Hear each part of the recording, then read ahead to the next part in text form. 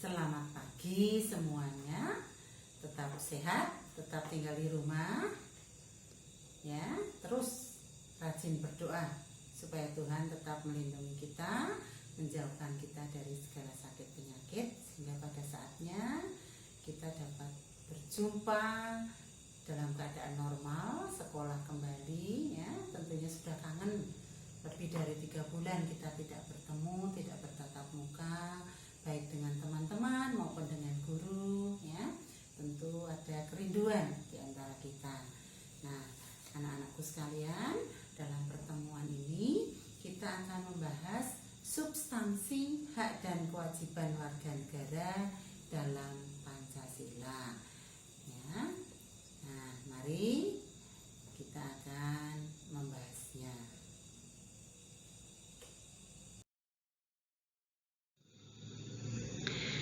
Dalam pertemuan ini kita membicarakan substansi hak dan kewajiban warga negara dalam Pancasila. Apa tujuan pembelajaran kita kali ini? Setelah proses pembelajaran ini diharapkan kalian ya sebagai siswa dapat menganalisis substansi hak dan kewajiban warga negara dalam nilai-nilai dasar Pancasila. Dan yang kedua, kalian bisa menalar hasil analisis kasus pelanggaran hak dan pengingkaran kewajiban sebagai warga negara beserta solusinya sesuai nilai-nilai Pancasila.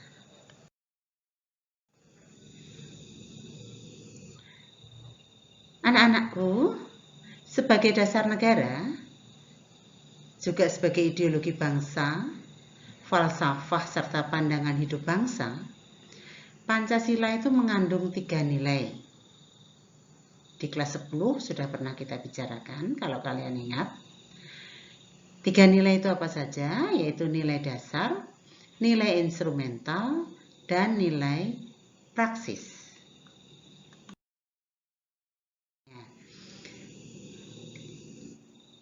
Nilai dasar, ya, nilai dasar itu nilai yang bersifat tetap, yang tidak dapat berubah dan tidak dapat dirubah.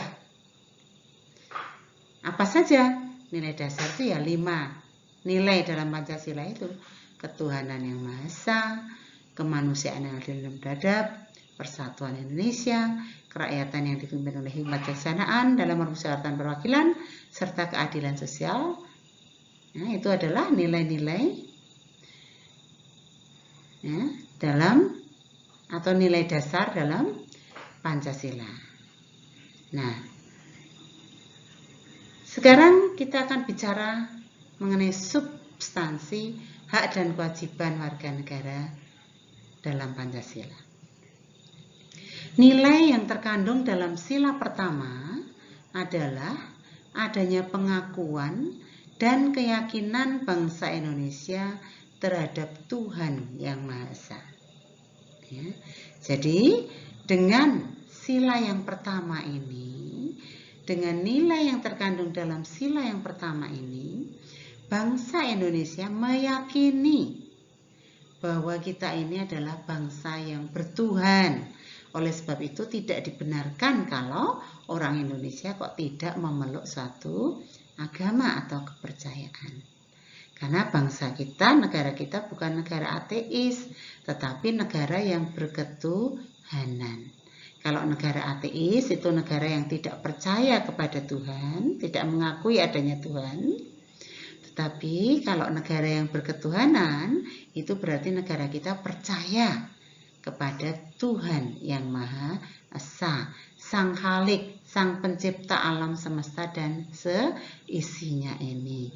Oleh sebab itu, kita pun diharapkan tidak hanya percaya dan takwa pada Tuhan, tetapi juga beribadat sesuai agama dan kepercayaan kita kepada Tuhan yang Maha Esa.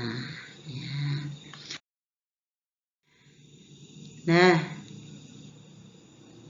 ini seperti yang Gus tadi sudah katakan, nilai ketuhanan memiliki arti bahwa setiap manusia Indonesia itu memiliki kebebasan, ya, memiliki kebebasan untuk memeluk agama.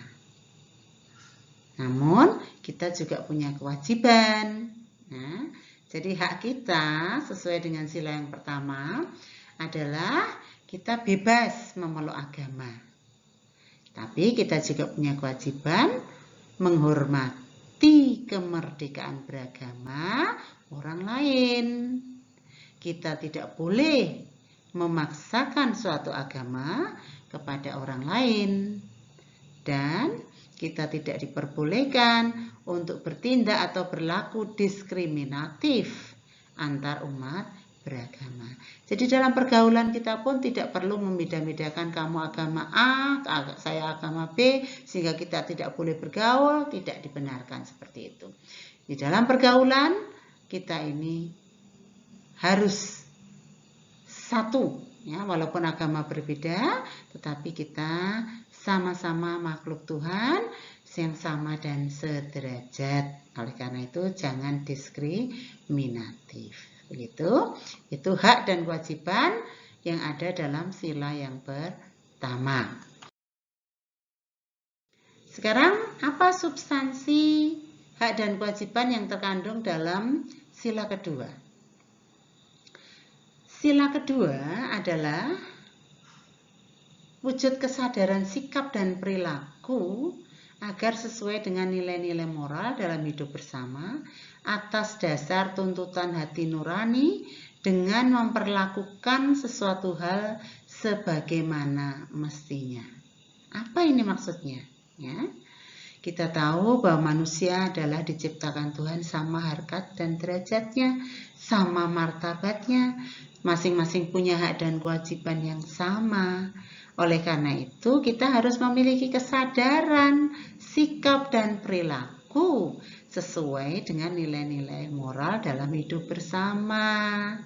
Ya, artinya kita harus memperlakukan segala sesuatu itu sebagaimana mestinya. Dalam arti di dalam memperlakukan orang lain itu ya yang seharusnya bagaimana. Manusia kan makhluk yang bermartabat. Ya kita perlakukan sebagai manusia yang bermartabat. Tidak boleh semena-mena terhadap orang lain. Ya. Kita punya hak untuk diperlakukan baik oleh orang lain. Tetapi kita juga punya kewajiban untuk memperlakukan orang lain juga dengan baik. Tidak boleh semena-mena. Kita harus bertenggang rasa. Kalau tidak mau disakiti ya jangan menyakiti. Ya, tidak mau dirasani jangan ngerasani. Kalau mau diperlakukan baik ya berlakulah baik kepada orang lain.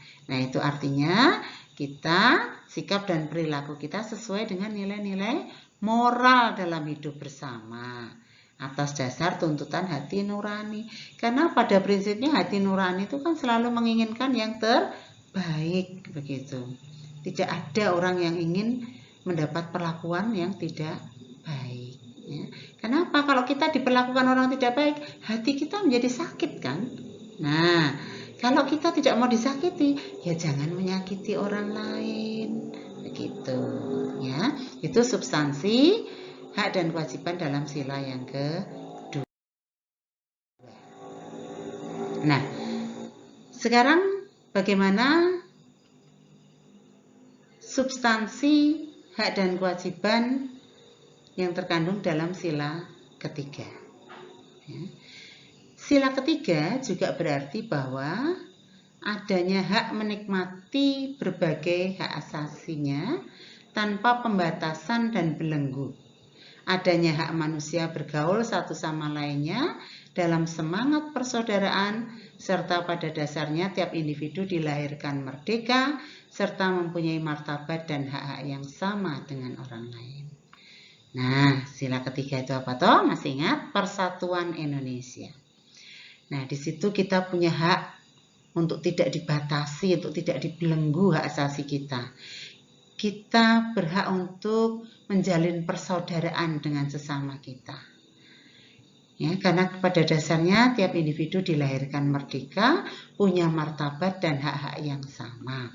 Oleh karena itu kita punya hak-hak tersebut. Tetapi kita juga punya kewajiban untuk menjalin pergaulan dengan orang lain atas dasar persatuan, atas dasar persamaan.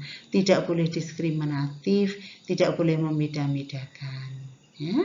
Nah, itu substansi hak dan kewajiban warga negara dalam Pancasila, khususnya sila yang ketiga. Masuk ke substansi hak warga negara dan kewajiban warga negara dalam sila yang keempat.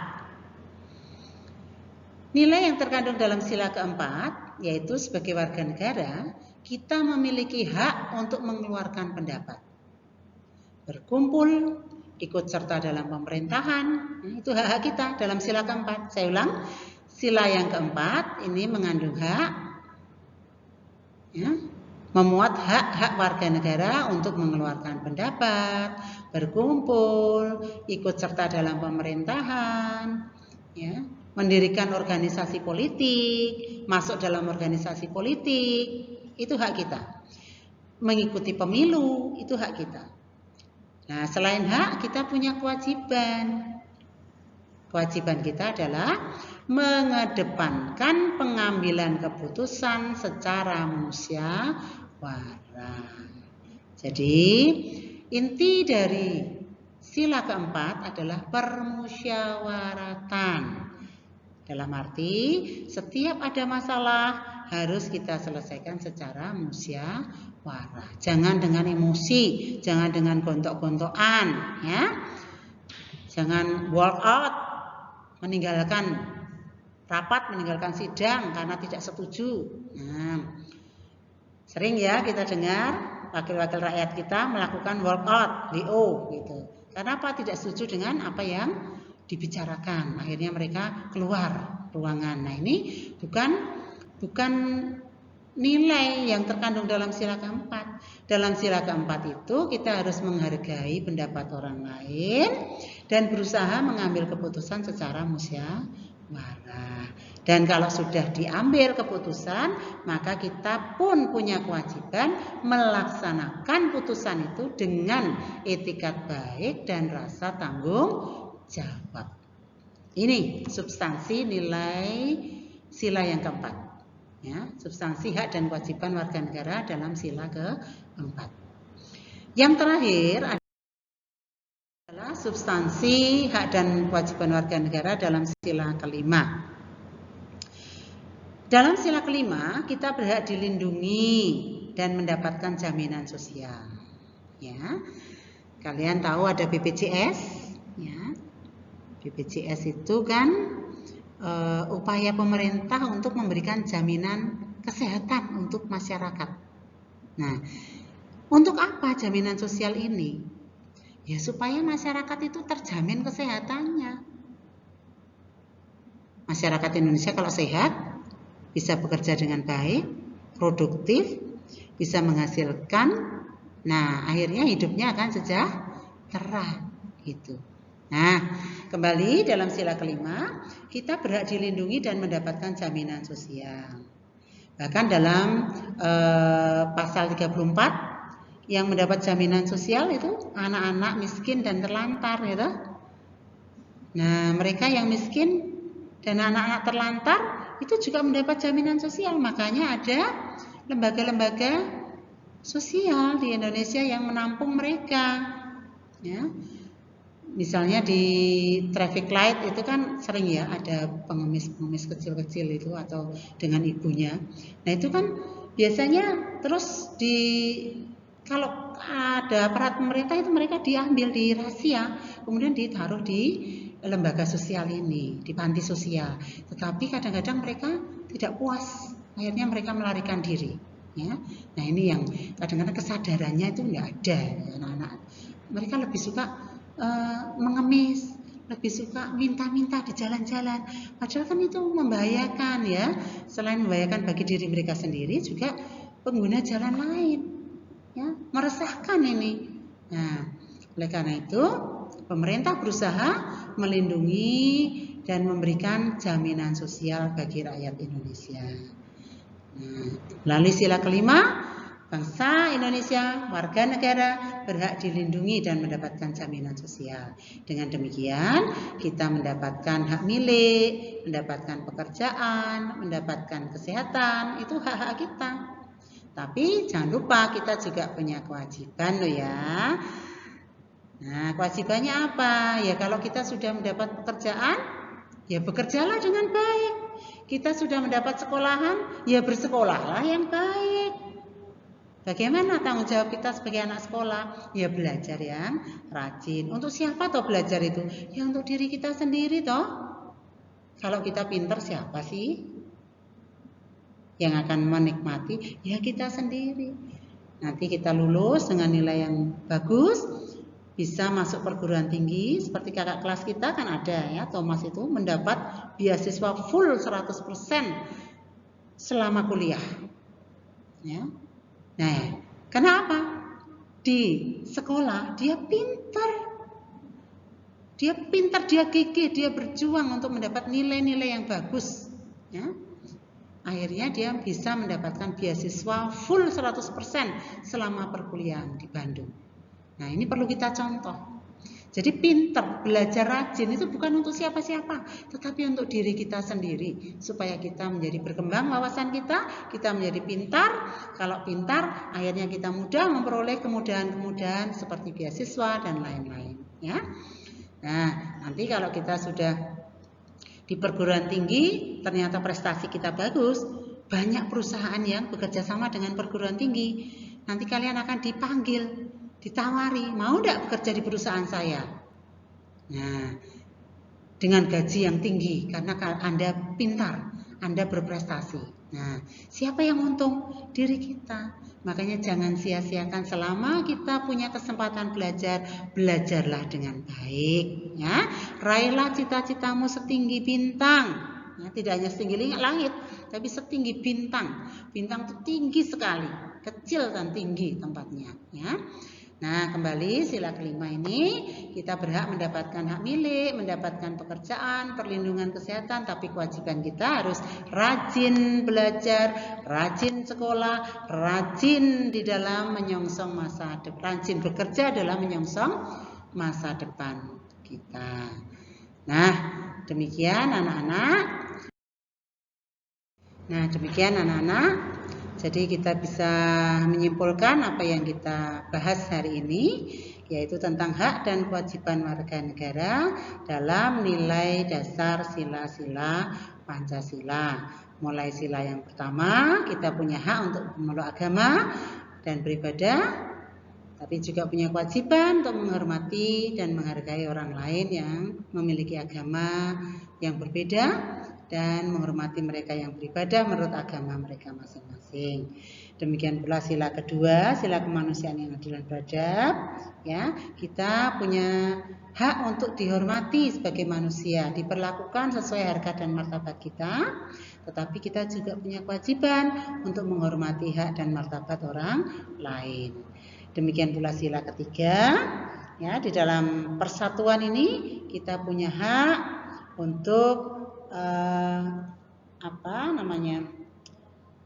walaupun kita bermacam-macam agama, suku, ras berbeda ya, tapi kita tidak boleh dibeda-bedakan di dalam pergaulan. Kita harus tetap menjalin persaudaraan, gotong royong yang baik ya. Kita harus mengutamakan kepentingan bersama di atas kepentingan pribadi maupun golongan. Bahkan kita harus rela berkorban untuk bangsa dan negara, mengembangkan sikap nasionalisme dan patriotisme.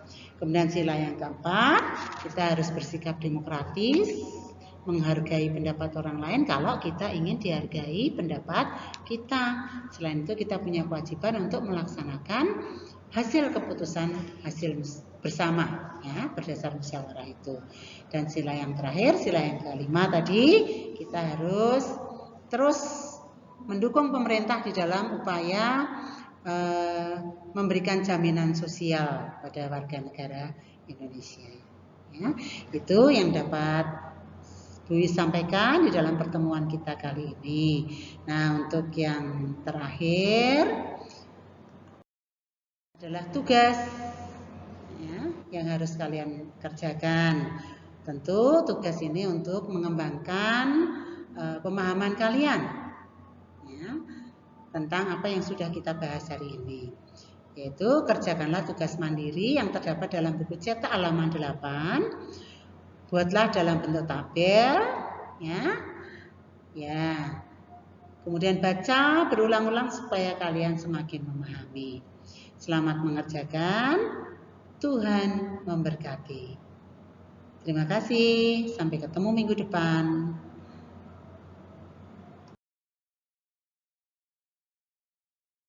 Ingat, patuhi dan jadikan kebiasaan.